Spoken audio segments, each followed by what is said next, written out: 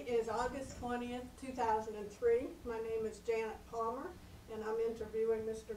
William F. Owens at the Atlanta History Center in Atlanta, Georgia for the Veterans History Project. Mr. Owens, would you please state your name and spell it? My name is William F. Owens, W-I-L-L-I-A-M, F. Owens, O-W-E-N-S. Which war did you serve in? World War II. World War II. And which branch of the service were you in? U.S. Navy. U.S. Navy. What was the highest rank that you attained in the U.S. Navy? Petty Officer, 3rd class. And when did you serve? I served from 1943, from June 43 until February 46. And what was your unit number? Well, I served aboard the battleship USS Nevada. Okay. Can you tell me a little bit about your family background and what you were doing at the time prior to going into the service? I'd be glad to, because I was in a situation that I wanted to go to college. I just graduated from high school. I was 17 years old. I lived on a farm with my grandparents up in Lawrence, South Carolina. And I was working on a farm with them, and wanted to go to college when I got out of high school, but at that time the money just was not there. So I decided to instead, and the need was very great for servicemen, you know, so I decided to enlist and take my chances on being able to get the education after I got out. So you enlisted in the Navy. Why did you select the Navy? Well, I just have always been attracted to it for some reason, and they have a lot of farm boys. I mean, they have people like myself who were refugees from the farm. I think we wanted to get away from the dirt as far as we could get, so we chose the deep sea Navy. Do you remember when you went off to boot camp? Do you remember when you arrived and how you felt? And Yes. Yeah, we, of course, going in there, it was totally new to us, you know, but they issued us uniforms, and they gave us a lot of routine and everything. But the thing of it is that we were farm boys, and the ones of us that came from farms, we didn't have much problem with the physical activity, because at that time I weighed 145 pounds, and I was hard as nails. Whereas a lot of the guys from the city, we used to call them drugstore cowboys, they were pretty soft, and sometimes in the hot summertime they were falling out, you know, things like that. But we had all the full training there, and we were supposed to be there for 9 weeks for basic training. And at that time they needed people so bad until they cut the time down, and so we were there only 6 weeks, and they sped it up and then took us out to go aboard. I was transferred then to the battleship USS Nevada, where they took 50 of us at one time, 50 recruits at one time aboard, and that was quite an experience. Where did you have basic training? At Bainbridge, Maryland. Do you have are there any specific memories that you have of boot camp that really stand out in your mind? Well, no, except for the fact that I didn't know how to swim, and they thought that was a prerequisite. You should learn to swim, and we'd go out swimming each day. They'd march. The guys would march. Of course, that's not a big prerequisite for Navy, you know. But at the same time, when they would go out, and this was in a real hot summertime in June, and the guys that couldn't swim, they would send us to swimming, and they'd send the other guys out marching on the field. So I think that worked out pretty good, and so I qualified toward the end of my 6 weeks tour there. Ended up by jumping off of one of the hardest things I had to do. To qualify, you have to go up a big tower and step off of this 20-foot tower, just like you would jump it off of a ship. And so that was pretty scary, but they had a great big guy down there was in charge of training that Master at Arms that looked up there, and he said, "Are you going, or you want me to come up there and help you?" I said, "Steve, stay down there. I'll go." So it like this and went. So, but that was probably one of the most trying experiences I had, was jumping off the tower. So when you finished your basic training, you said you went about went aboard the USS Nevada. This was for your first Yeah, trip. right. And what, Well, tell me about that. okay. The USS Nevada's base, home base in the Atlantic was Boston Navy Yard. So the ship was based there. I was walking, we all walked down there. We had about 50 of us that went aboard at one time. And we started seeing that great big ship down there. It was getting big. So we walked toward it. It just kept getting bigger and bigger and bigger. And so we said we never had seen anything like that before, you know. And one of the guys, one of the country boys said, well, he said, man, you sure could haul a lot of hay in that thing. But it was quite an experience, and guns just bristling out every which direction, you see. So it was quite an experience for an old country boy. So you went from Boston? Right. We did our first duty was to do convoy duty in the North Atlantic. We would take 40 ships at a time. We would take 40 ships. They were troops and material over to the British Isles. Our trip we had to go was from Boston to Belfast, North Ireland, and we would take 40 ships at a time. The battleship would be right in the center, and then the other ships, all the transports would be around us. We would be the sort of the mothership, the mother hen, and we'd protect them with our large guns. Then around that, you had the destroyers, destroyer escorts around there for submarine patrol, because we didn't have any protection against submarines. So anyway, that was the way we operated. And it took us 11 days to get from Boston to Belfast, which normally would have been, we could only go as fast as the slowest ship in the fleet, which is the troop carriers, transports and so forth, could only go about 10 knots. And so therefore we could only go as fast as they could go. And so it took us about 11 days to get over there. And what was your job on board ship? My job was, I was a yeoman. I worked in the gunnery office. I was attached to the fire control division. And my job was to work in the gunnery office. You have 3 jobs.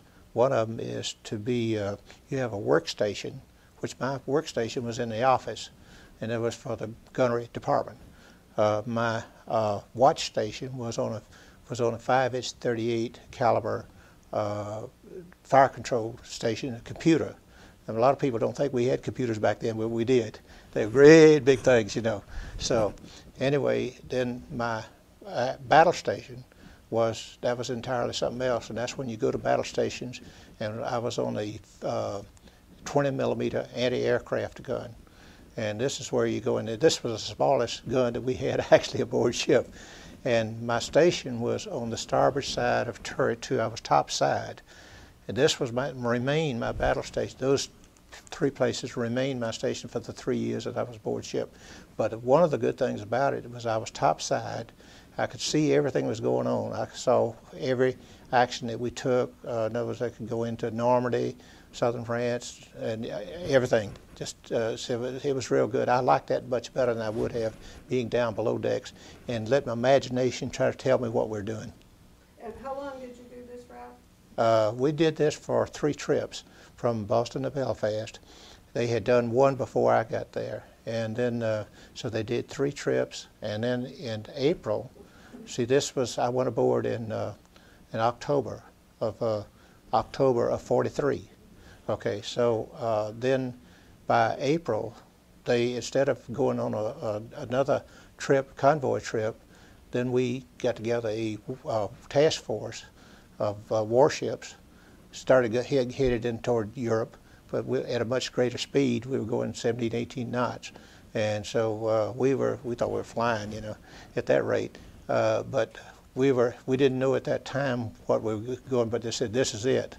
So it turned out that we were going over to around England and Ireland, Scotland. We were doing training, getting ready for the invasion of Normandy.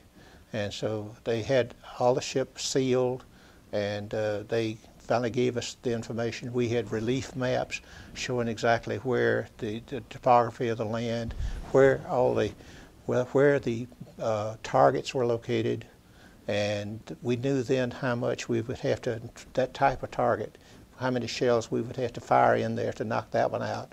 Then we go to another one, another one, another one, just like that, and just eliminate the targets on the shore. And we would not, we were working with this before we knew exactly where it was going to be. So, but then they sealed ship when they did finally tell us, what it's about a week before, told us what D-Day, Normandy, and we didn't know the exact date, but at the same time as we did know that that's where it was going to be, Normandy. And so they sealed ship, meaning nobody could get on the ship, off the ship. And so that's during the time so that it wouldn't be leaked out anywhere. So can you tell me about then the invasion of Normandy? Well, yes. Experiences well, at that time and how you felt? Well, one of the things that we were getting ready to go in, we were coming down the English Channel. Actually, they set the date for June the 5th, and then the weather got so bad while we were in transit going down. As we were going down the English Channel, ships or other ships coming out joining in. We were the flagship for that for the task force, 5,000 ships.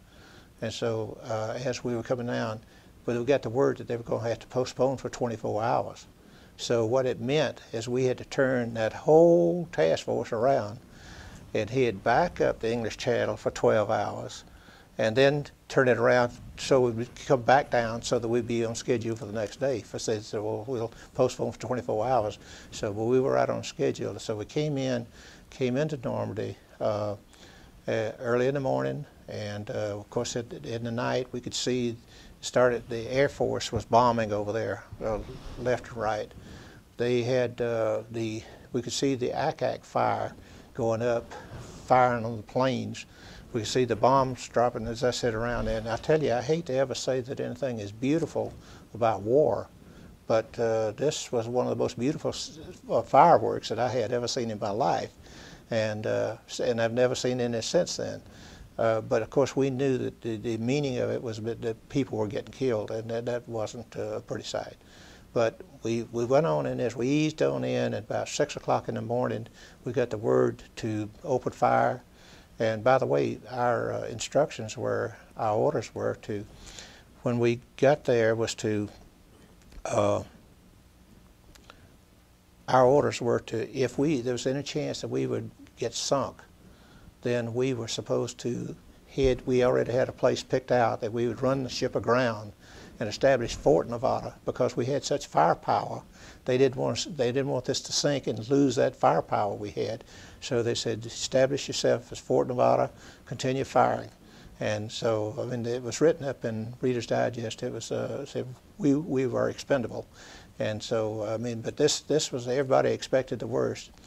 Now, our orders were, when we went in there also, to be at battle stations for 72 hours, I mean, nonstop. So what they did, they give you a canteen, and then they give you some K rations.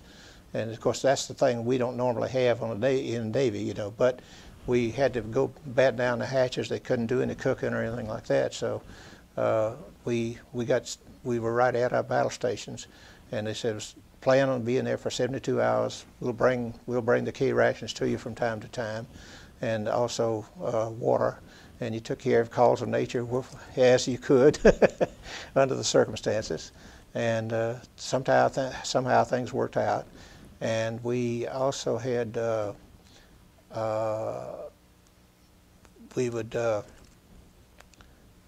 our time ended up being 86 hours before we were relieved at battle stations. So that was a long time. So that was our first experience at Normandy. And we were very fortunate. We got in close enough, and we were firing on all these targets of opportunity and so forth. And we had we did not get any hits ourselves. There were several other ships we saw sunk. We saw ships, smaller ships that got in closer and hit mines. And we had one destroyer that hit a mine, which is a smaller ship than we were, but hit a mine about midship. And when he did, he just buckled like that and went down. And within 5 minutes, that whole ship and the crew and everything was gone within 5 minutes. These guys didn't even know what hit them. So we saw things like that. We felt very fortunate that we didn't. And now one of the things that we had toward the latter part of our time there was one of the most hairy experiences we had, which was we were at you have Omaha Beach, and then you have Utah Beach. Well, our assignment was at Utah Beach. Well, at just south of Utah Beach was the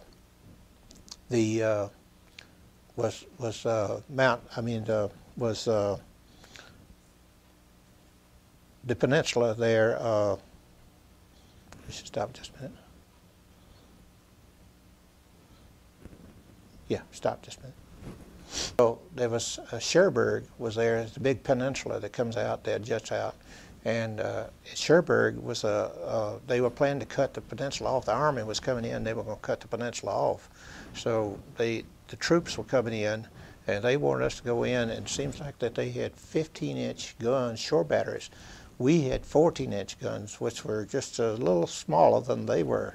So they said, we want you to go in and knock these guys out. And so anyway, we went in with a task force to knock them out and to clear that area. And so as we got in there, had all that area was mined. And so we sent the mine sweepers ahead of us, and they were trying to clear out the mines, blow those up so that we wouldn't get hit.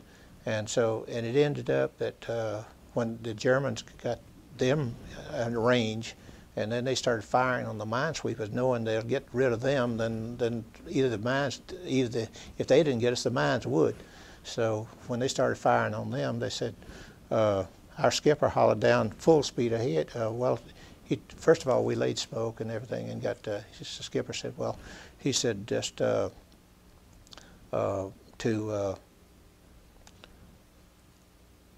they spoke there, and then right away we said, he hollered full speed ahead, and the navigator said, Skipper, we can't go. Oh, by that time they had gotten our range and they started firing on us. And the battleship, like this, they would hit here, and they'd hit here, and they'd hit here and here, and they were just about right on top of us. Every time that would hit the water, the shell would burst, and it would scatter the fragments, the shrapnel all over the ship. Well, fortunately they didn't get it, but we got straddled at that time 27 times. Fortunately, we didn't get hit. The skipper had hollered full speed ahead, and the navigator said, we can't go through there. I said, that area hasn't been swept with mines. And he said, we darn sure can't stay here because we was expecting to get it from above at any time. So anyway, he says, full speed ahead. And we went through this thing and went as fast as we go, which was 20.5 knots. And we were shaking like the ship was shaking, and we were shaking. And but anyway, we went through this, and it ended up, this was supposed to be a 90-minute operation. We were supposed to go in and shoot and scoot and knock them out and then get out of there. And it ended up that we got in a swapping fire back and forth, I mean, pretty heavy. To make a long story short, the mission was accomplished. We demolished them, and we were able to get out in 4 hours instead of 90 minutes that it took. And so, but we felt very successful. The thing of it is, it had all this shrapnel. It was all over it was just like if you went to a wedding and somebody threw rice at a wedding. This was all over the ship like a wedding. I have some right here that I have some right here. This is a piece of the shrapnel that was right at my battle station. When this hits, it is red hot, and it was right down beside my battle station, which I picked up after this was all over. But I'll tell you, that is really hardened metal, jagged metal, and red hot. And so if that hit you in the head, I mean, you'd have a pretty bad headache from it. But we had there was nobody, during all of that thing, we had nobody that got hurt as a result of this. We had one man got his helmet dented, and that was it. So we felt, thank you, Lord, we knew that somebody was up there looking after us. So you were there, how long were you? So we went back on up to Utah Beach, and we were in that area. Of course, we would go back and forth to England to get fuel and supplies and come back in. We were there from June the 6th until July the 1st, July the 4th. We left on July the 5th. We left July the 5th to head toward invasion of southern France. We were going down, went down through the Straits of Gibraltar. We went in, stopped at Oran and Oran and Algiers, North Africa. Went from there on up to Taranto, Italy. And we got in Taranto, Italy. That's where we got together, worked out with a task force, getting ready to go into the invasion of southern France. And so the invasion of southern France was to take place where the troops would land, and then they would start working north, to meet the troops that came down from Normandy. And that was a very successful campaign also, and went through pretty much the same type of things. Fortunately, we were not bothered with planes because the Luftwaffe had been pretty much knocked out by the American forces and also the British RAF, and so therefore we didn't have to worry too much about the air defense. But the other was, but we had to completely stay on duty. I was on my anti-aircraft. I was on this anti-aircraft gun the whole time. Were there any particular experiences during that? Yes. Yes, I would say the major thing was this as we had invasion, and we would go up and down the coast bombarding the different targets of opportunity and so forth. And then they would also call for fire if they had a problem. The troops would have a problem in a certain area, and they wanted us to lay some shells over there and knock them out. And they would call for fire, and but then there was a battleship that was in. We were along Toulon and Marseille.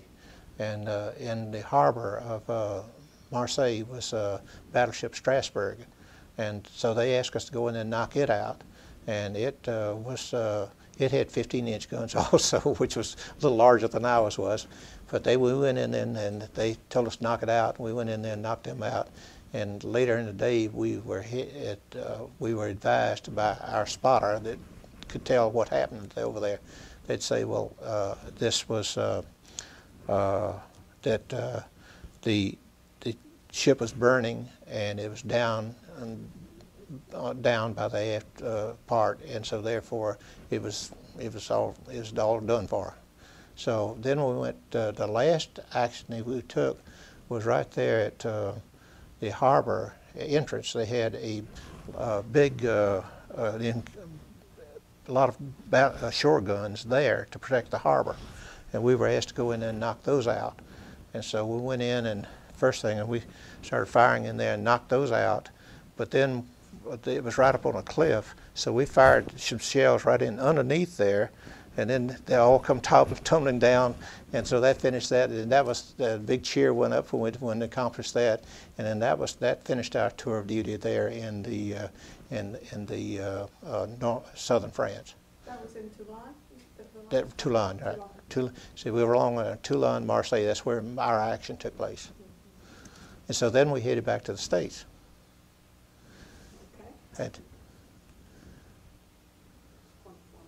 Okay.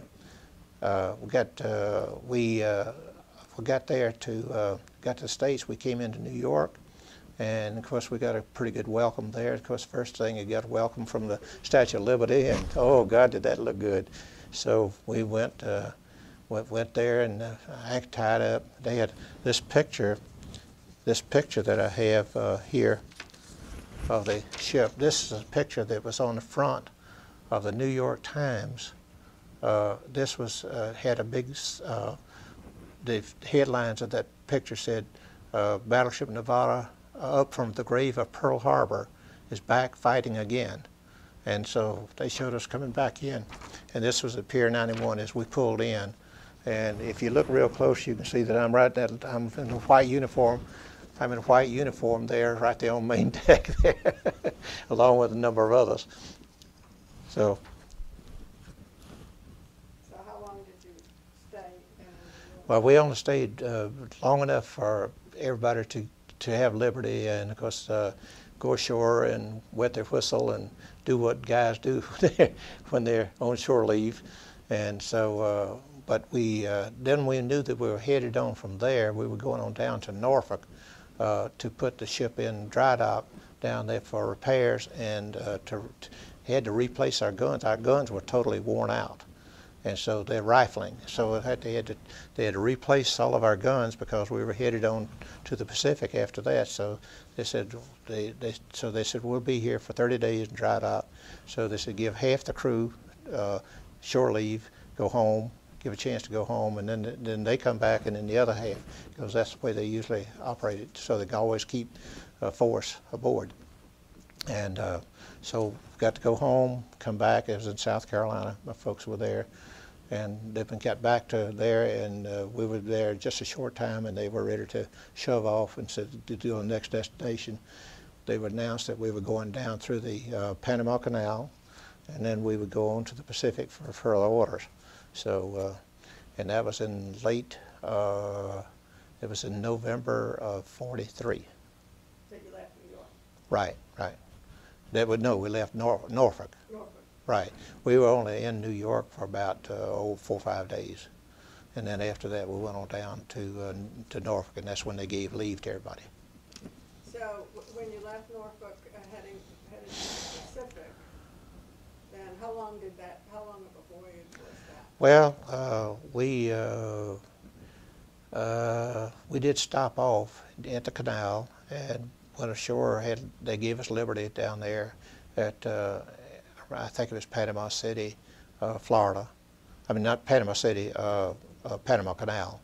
And we got shore duty there just to go over for both sides. We were there for overnight, and then we left, went on through the canal, and that was quite an experience because this battleship was so wide until it almost scraped the sides. And so we had some guns, sort of a blister built there to put some extra guns, anti-aircraft guns, around on the side. And when we started to go through there, these wouldn't go. So what they did, they got out and just took a acetylene torch, they cut them off and laid them up on the deck. And when they got through on the other side, then they welded them back on, and then we were off and gone again. So we left there and went on up to Long Beach, California. And we spent, just to give you an idea there, this was in December, and so we spent Christmas at Long Beach, California. And right after Christmas, the day after Christmas, that's when we were to go to Hawaii for further orders. So we went to Honolulu, Pearl Harbor, and we got in there to Pearl Harbor, and we had to go through some tests, some sea tests and everything like that, and also to some gunnery practice. Time? Okay. So we got in there, and we had we went out to gunnery practice. Now they told us, I mean, since I was on an anti-aircraft gun, they said we didn't get to use those over in Europe, but he said you're going to get to use them now because we're in a different war over here. So we had to go through the training and so forth that they would pull targets, they'd have planes towing targets and have us to fire up at this on a 20mm anti-aircraft gun. That's one that you just strap yourself in and just like a machine gun, you know, just go like this, you know. So we'd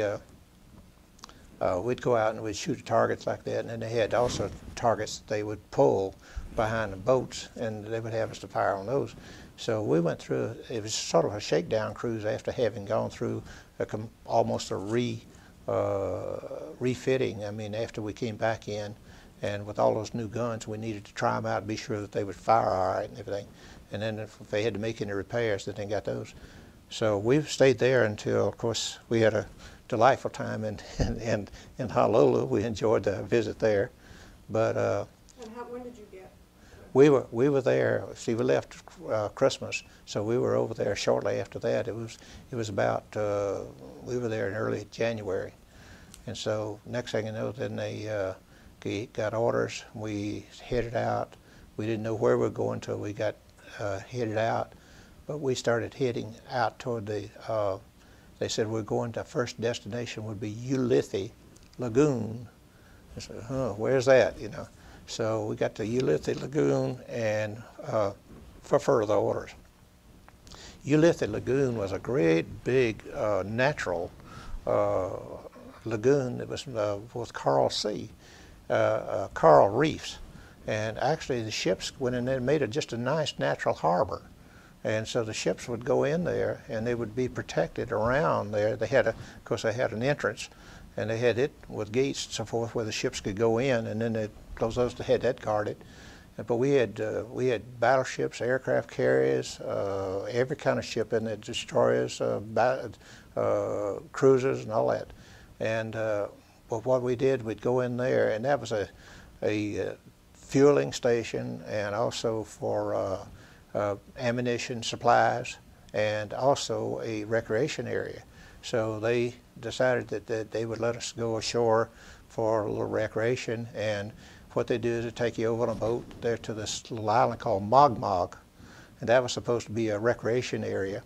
And they had baseball diamond and they had all kinds of things, but the main attraction, I think, was that they would allow us to have they would give us either 2 beers or 2 Coca-Colas, whichever one you wanted. And you could have that, and then you could wander around and have your sea legs, get your land legs again, and then climb a couple of coconut trees and whatever, and then get back on board ship and then be ready for the next thing. And so then we stayed there until we got orders to go to invasion of Iwo Jima, and that's where the task force formed up for going into Iwo Jima. We go ahead.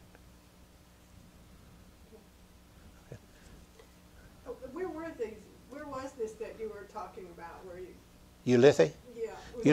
It was out in the Pacific. It was out in the, I think it was the Caroline group. I'm not sure. It was one of either the Marshalls or Carolines. I'm not sure. You know, things kind of dim after a while. You know, but it was in the south, in the Pacific there, and it was a lot of little islands around there. But this was it was a secure place that we had control of and everything, so we could put our ships and so forth there, and so it worked out. And this is where we used that as a base to go before we went into the invasion of Iwo Jima and the invasion of Okinawa.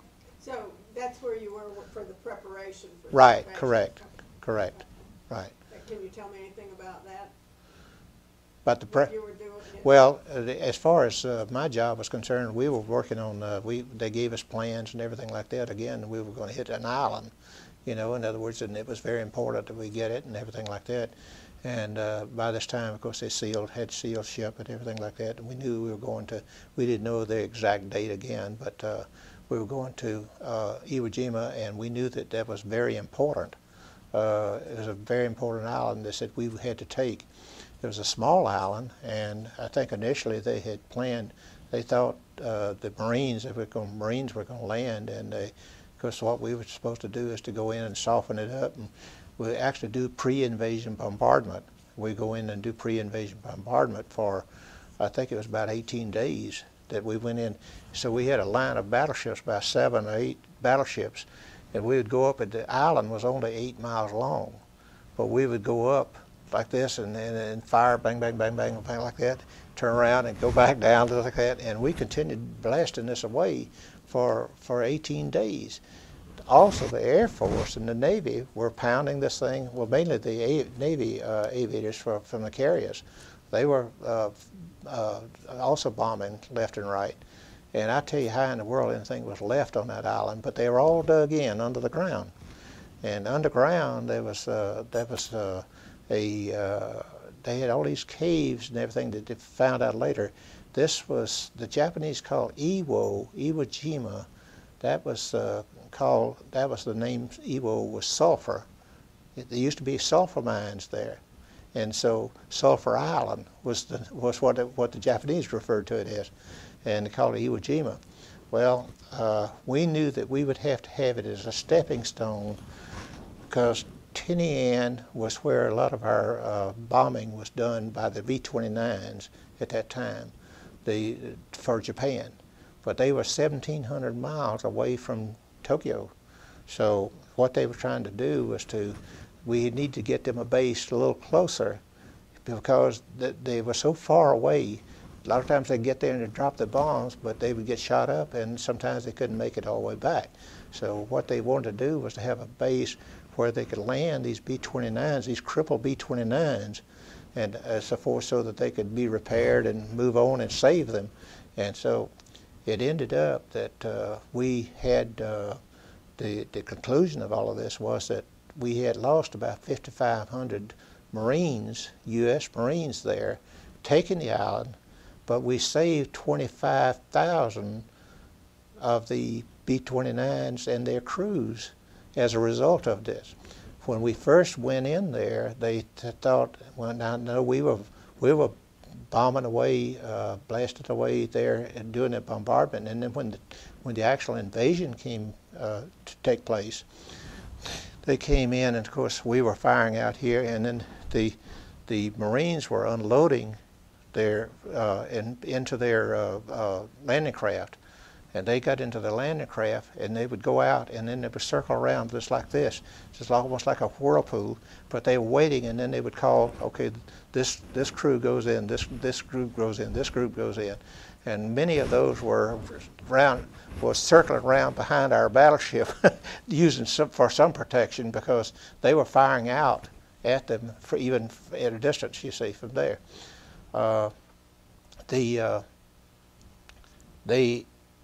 We watched them go in, and like I said, we saw an awful lot of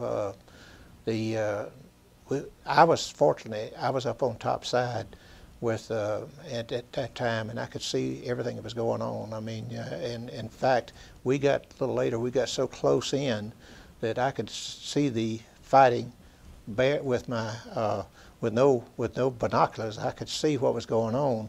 But the thing with this, I had better eyes than I do now. but it was something to see, and we saw the guys, I mean, as they were going in, and we saw a lot of them blow up and all kinds of different things that happened. And but we were within, a little later, we were within 8,000 yards of Mount Suribachi, and we would fire into those caves because they had all these caves. They had the Japanese were dug in, and so they were firing. They'd come out and fire, and then they'd try to pull their guns back, you know, and things like that. But so we just had to dig them out, and so we got up pretty close. We were close enough to Mount Suribachi that, in fact, I have a picture here of how close we were.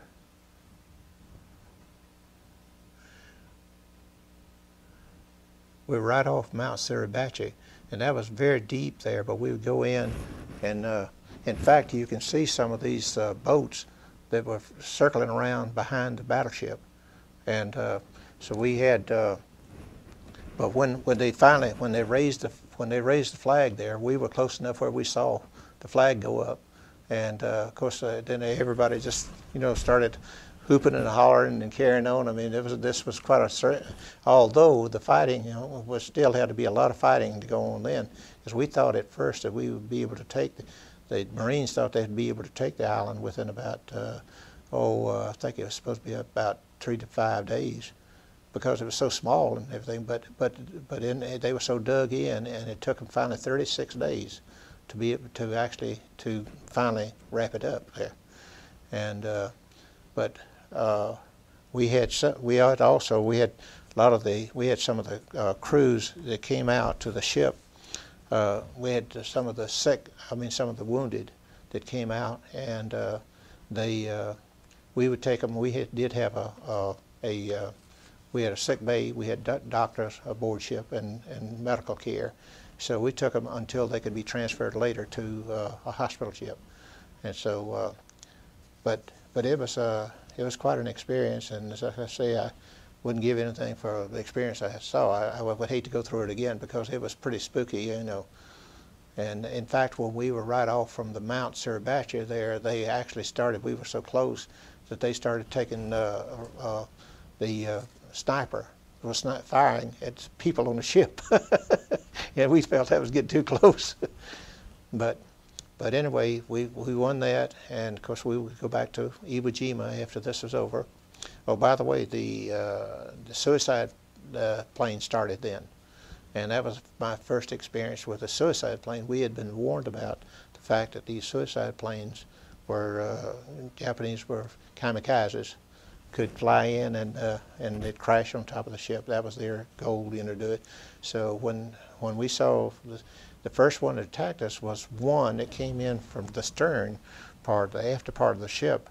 He came in real low on the water, you know, sneaked up like that because, you know, we couldn't pick him up by radar, but we spotted him. And so we were blasting away everything that we had, and of course then just blew him up, and he just scattered all over the place, you know. So that was a good success. But we didn't, and we still had a number of attacks before we left there, but we didn't have any casualties from that. Now, when we got to Okinawa, after we got back to Mogbog, Inuiatak, we got back there, then getting ready to go for, now this brought us over 300 miles closer to the Japanese islands. So this was good, it was just, we were going in steps toward Japan. So then the next they pointed out, we were going to invasion of Okinawa. And Okinawa was going to bring us within put us within another 400 miles closer to Japan. We were going to be right there practically. And so this would be where we would have a base of operation for the actual invasion of Japan. So we did the same thing when we got to Okinawa. We started going up and down the island, go up and down the Okinawa coast,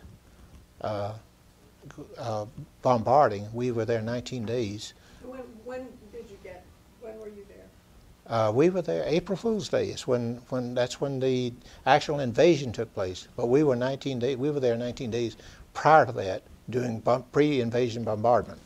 So we were there, and I remember that it was April Fool's Day. That's when the invasion actually took place.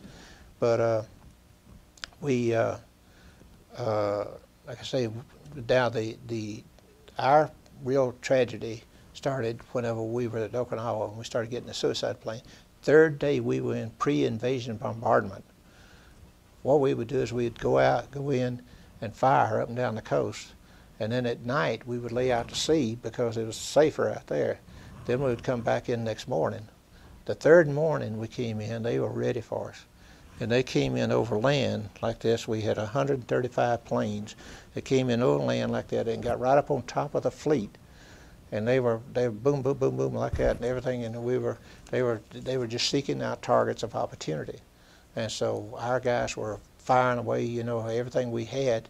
And so they would, we took one, and I almost met my fate at that time. I was on this 20 millimeter on the starboard side of turret 2. This is on the right side of the ship here, where we have a big turret right here, turret 1, turret 2. I was right on the side of turret 2. And so he was headed down for the bridge of the ship. The bridge was right behind us. So he was headed for the bridge. And when he was coming down, he was in a dive, definitely coming down to us. The only defense you have against a plane like that is either you shoot him down, or blow it up, or else you clip his wing off. Now, when you clip his wing off, it doesn't keep him from, but what happens is it diverts him. So we clipped his wing off, and he started doing like this. Well, of course, we thought that, you know, that a lot of times they'd drop on off into the sea. Well, in this case, he missed us. He missed turret 3, but he came so close, and I was there. I was a gunner that day. We had three men, and we'd rotate about who's.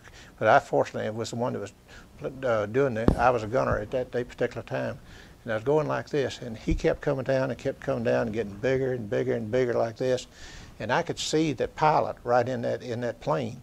And when you get eyeball to eyeball that close to him, that's a little too close for comfort. But anyway, we were able to, when we clipped his wing off, he just did like this, and he landed on turret 3 on the after part of the ship, and we had 82 casualties as a result of that. Now, if it had hit where we were, he would have taken out the whole bridge, all the controls of the ship, and a lot of the more or less the top officers, and also then a lot of the guns and everything like that. They had knocked out a lot of the 20mm guns, which I was on, so they knocked out a number of those, and so they asked. We had 3-man crew. They said, "Well, will the 3rd man go aft, and we want you to get the dead and wounded out of the turrets that we have back there. To go out and clear those out, and then get that gun back operating because of the fact that we were still under attack." And so they just kept coming, and just seemed like an endless batch of them. And so we went back, and I know the turret that I helped to get clear out, we had one man that was dead. We had another man that was, he had his leg was practically off, just a little bit of skin was left holding it. And we started to pick him up to move him out, and he said, "Be careful of my leg, be careful of my leg." And we said, "Well, we're going to be careful of your leg." We knew that leg was already gone, but on the other hand, we weren't going to tell him that. But we said, "We're going to take care of it." So we put him over, and of course, we got help for him. And then we got back and started firing again, because I'd say probably the attack still left maybe was 25, 30 minutes more that we were under attack before it was over. And then the damage we had, actually there was 11 that actually killed outright, and the rest of them were wounded. And then these were transferred to hospital ships, and later we heard some of them had been wounded. They'd been so bad, and they had passed away later. But then we went out to sea at night, as we had been doing. So went out to sea. We stayed on in the battle there for that day, and we went out to sea and had a burial late in the afternoon, and had a burial at sea for our guys. We also had I might show you this was something that give you some idea. This is some of the damage this is for the suicide plane where he hit. This is turret 3 where he hit on the after part of the ship. And this was also where it knocked a whole big hole in the deck.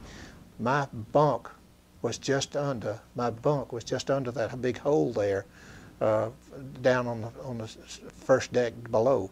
And fortunately, I wasn't in it. I was up forward of the ship. But he tore up. We lost 2 seaplanes. We had 2 seaplanes that he used for spotting, for gunnery. We also had they lost that this turret, big turret. Wait a minute, I got a picture of that here.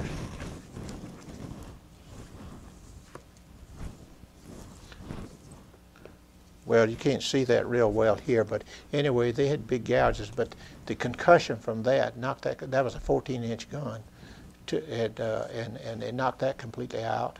It knocked out complete groups of 20mm guns and 40mm, and so we had lost a lot of good men that day.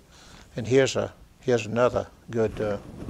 There's another picture of that, and showing the some of the damage and also burial. And but we were there then. From that, we were constantly fighting these kamikazes. That was a big threat to the Navy, because the Japanese had decided, I mean, this was a last-ditch effort to knock the Navy out, so that they could get, they wanted to knock us out because they knew the next place would be Japan. So we were able to stay in there and knock them out. And we stayed in the battle up until, I think it was, that was April, May, June.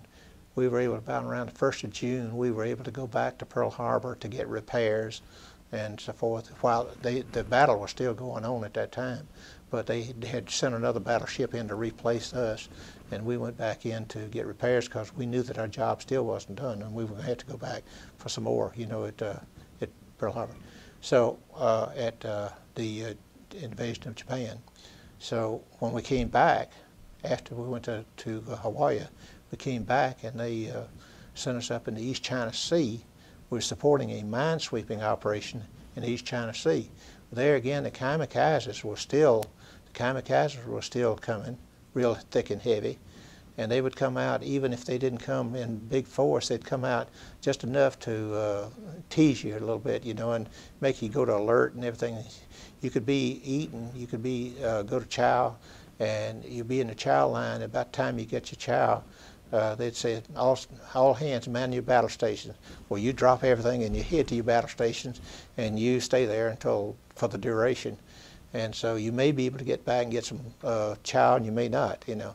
But anyway, then also you get ready to go in to get some sleep at night, and you go to get in your bunk, and so get some sleep now. And by the time you dropped off to sleep, you had another warning: all hands man your battle stations. And we'd all head to our battle stations for these attacks we had. And they got to where they, instead of attacking at they'd come out anywhere from 300 or 400 at a time. They were really getting desperate, and they wanted to really knock out the fleet. And the fleet took a real big beating at that time. I mean, and we lost a lot of good men. And but after we finally got through with that, then we went through not a hurricane. Out there they call it one of the worst storms that they can have. In other words, well, we had that, went through that, and we were able to ride it out. But a lot of ships even got torn up by the sea. Said it was one of the worst storms that they'd had, you know, and so they sent us up in the East China Sea to support a minesweeping operation, getting ready for the invasion of Japan. And so we were up there, had these small minesweepers out there sweeping, because mines were just all over the place. And we had a group of Marines, we had a contingent of Marines, about 75 Marines put aboard ship. And a lot of these mines had been moored out there and had broken away from their moorings, and they were just floating loose. So to combat that, we got our Marines up there and put them around the perimeter of the ship, and had them sharpshooters, and then had them, when they saw a mine, they fired and blew them up before they could hit the ship. So that was something, you do what you have to do, you know, to win. And then we were out there for a good while, very monotonous, but except for the constant attacks we were getting from the kamikazes. And then we got orders to go back down to Leyte Gulf. Well, we didn't know what was going on, but we got orders, we follow orders. We got down to Leyte Gulf, and we were in there for a short time, and then we heard about the atomic bomb had dropped at Hiroshima. And when the atomic bomb dropped at Hiroshima, and nothing happened, but we knew, we thought that was great because it gave us a tremendous weapon. Then we had another one dropped, and then shortly after that we heard that the Japanese had surrendered. And when that happened, on August the 15th, and that's where we were there when it happened.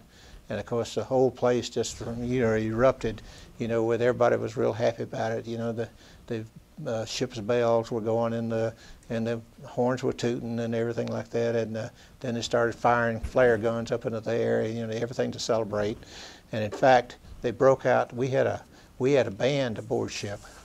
We had a band aboard ship, and this is that about right?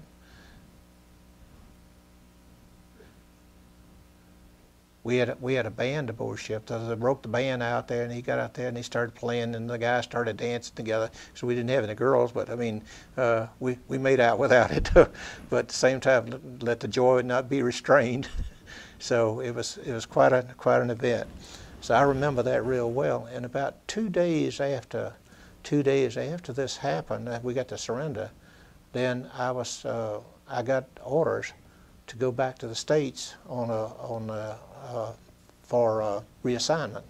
It was leave and reassignment because I had 3 years rotation, and so I was senior in my rank at that time, and so they gave me orders to go back to the States, and I didn't have to accept it. I mean, I was senior and I could accept it if I wanted to, but some of the guys they said, "Are you going to take it?" I said, "Yeah, I'm going to take it."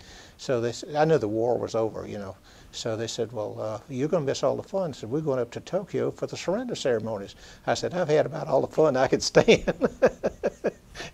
And I felt like that if I had gone through 5 major invasions, and had gotten it, good Lord had blessed us, and we had very few casualties. We had about 5 men that were killed during that time by shore battery hits. We had the 11 men that were killed on the suicide plane, and of course we had a lot of casualties. But at the same time, as I said, we felt like that with that we had done pretty good. So I decided I would go back, and so when I got back into Seattle, then they stopped me immediately there. They wanted me to do discharge duties at they called all yeoman and hospital corpsmen aside. It said, "We need you over at the Naval Receiving Station." I said, "Oh, what's going on now?" They said, "Well," said, "the men are coming back at such a fast rate, and everybody wants to get discharged now. So when anybody's got the points, they want to get discharged. So we said, we need you." So because the pharmacist mates had to do the paperwork for the health record, and we had to do the other paperwork for the discharge and so forth. And so anyway, I worked there for about 4 months before I got my discharge. But that was fine. It was good duty, real nice people that I worked with, and so it was just a real good experience. How did it feel to get back? Oh in the man, United States? Hallelujah! Oh man, I'll tell you. Well, they met us when we came in on a troop ship from. I got off my ship and got on a troop ship to go back to Seattle. It took us 17 days from Leyte Gulf to Seattle. And when we pulled into Seattle, of course, they had the good welcoming force to come out to meet us, and it was just really, really great. And when did you get back to Seattle? I got back to Seattle in October. Yeah, the war was finished. And well, August the 15th is when they actually surrendered, but the surrender ceremonies were not signed until September the 2nd. And so in the meantime, September, October, we got back in October. And so I stayed there until I was able to get discharge on 1st of February in '46. So, but Seattle, the people were real nice and everything like that, and I know I was back on good old USA, you know, back home, you know, and everything. So that felt pretty good, and I did end up getting to go home for a short time. And then I came back and finished my time to get ready to go out. And one of the things that I enjoyed in my service with the Navy, as I said, at that age, I was 17 when I went in, and I was only 20 years old then after 3 years, you know, and the thing was that I knew what I wanted to do, and I had one of the older men. You know, we always thought anybody that was 23, 24 years old, they were, you know, we called them pappy. I mean, the older men, you know. And this one guy that I looked up to, he was nice. And he said, "You know what you ought to do?" And I said, "What's that?" He said, "You ought to go back home and go to college on a GI Bill." I said, "What's that?" So he explained what the GI Bill was, and I said, "Well, that sounds like pretty good for me, you know." So I got back, and the first thing I did when I came to Atlanta. My mother was living here in Atlanta at the time, so I came back to Atlanta, and I looked around to see what's available, you know, and so forth. And I went to the Veterans Administration to see an advisor, and they were telling me what I needed to do, you know, and everything. And he suggested, I was talking about possibly going over to the University of Georgia. He wanted to know what I wanted to do, and I said I was interested in business administration. And he said, well, you got one of the fine business schools right here in the city of Atlanta. He said, if you'd like to stay here, maybe live with your mother, and maybe just go to college here. And he said, and he recommended. Frankly, I had never heard of Emory University, but I found out it was quite a nice university, and they were accepting GIs returning for education. So I went over and registered, and got accepted, and I went in, and I was very happy about doing that. And later I had to interrupt some because of some illness in the family, and so I also went down to Georgia State some, down at Atlanta Division at University of Georgia at that time. And so, but I have a lot to be thankful for. I mean, I felt like that the service was good to me. I mean, I noticed I was able to get through it without any personal problems or anything like that, and I felt I was a better person as a result of it. And also, then I was able to come back and realize my goals to get the education that I wanted to get before. And then I married a nice Atlanta girl, and that was 52 years ago. We just celebrated our 52nd wedding anniversary. So, and so I've been, I've had a good life.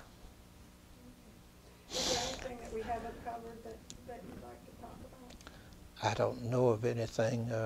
I think that's pretty well covered the story. And have you been involved in any veterans? Yes, I'm very much involved in one of the groups is Atlanta Division. Atlanta World War II Roundtable. The Roundtable is made up of a group of men that were served in World War II, but we also, the criteria for membership is not only if you served in World War II, but if you have an interest in the history of World War II. So we have other people that have come in and joined us. And then 1986 is when this started, and with about a core of about 30 people. And right now we have a membership of about 250 people. And we, one of the things that we do, and I get personally involved in this, is we go out to high schools and colleges and make presentations about our personal experiences that they want to hear. And of course it's an unknown to them, because most of your history books only have a short amount of stuff in there about the history of World War II. So I have one that I go to is with one of my friends that he was with the 101st Airborne, the Screaming Eagles, and he and I both were at Normandy, and we came in on the battleship. In other words, and there I know the seaside of it. He landed the night before behind the lines there, and he and I kind of tie our stories together. And one of the things that I have learned more about some of the things, how it worked, because he says that they had attached to them, they had a battleship and a cruiser attached to them so that they could call out and say they need some help. Because you see, when they land, they don't have the large guns. They land with rifles and some grenades and a knife, and that's about it. And so when they needed help, they would call. And so that's what we would do, is we support them. But we kind of tie our stories together, and the kids seem to enjoy it. You have a box here that we didn't. Yes. We didn't take a look at. Okay, this.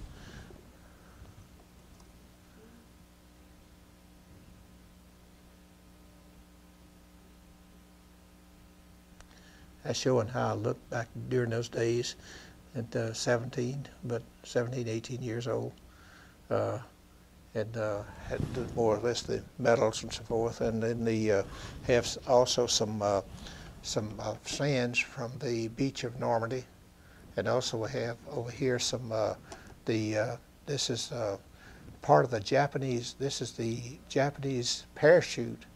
That's a small patch of the Japanese. That he landed on ship, and we also had to bury him too. But there, and then this is the shrapnel that there from Normandy there, Cherbourg.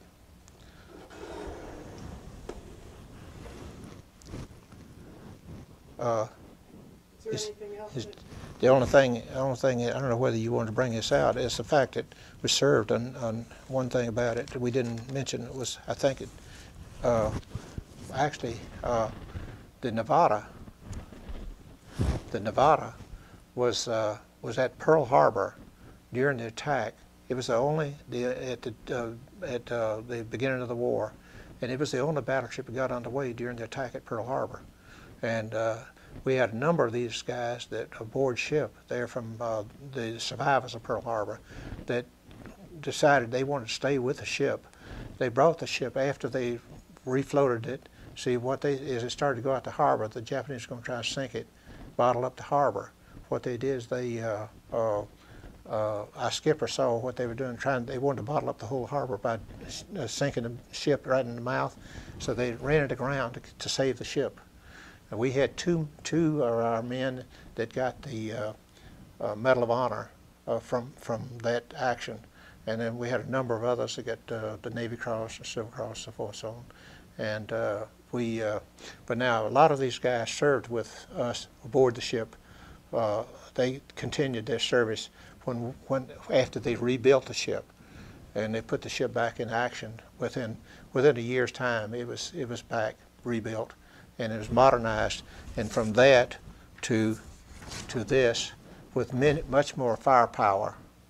And this is the ship I served on, was the rebuilt USS Nevada.